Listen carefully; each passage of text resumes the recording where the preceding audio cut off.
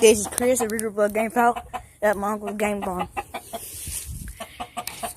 Here's your little white gray. He ain't ours, we're just taking care of him for somebody right now. Here's my uncle's little red quill cross. So I'll get it. If you can see him back here. Some little, that's your little leaper pullet and sit hatch in and sit in. Little hatch in over there. We got our hatch muff cross in back here. Then that's our little pure Sid Richter. Full blood Sid stag. Right there's our little hatch muff. And then we got another hatch muff hen back there.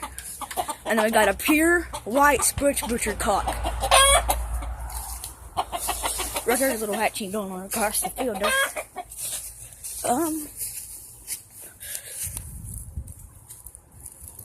One of our little hatchings, one of our little Sid hatchings. Right there's one of them little leaper pullets. It's cold, guys. I'm sorry I'm shaking, but yeah. Right here's our little gray. He got in a cage fight, that's why his head looks like it. And then right here we got another of our hatch muffs right there.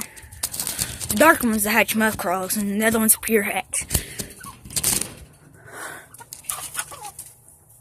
Pretty good little birds there.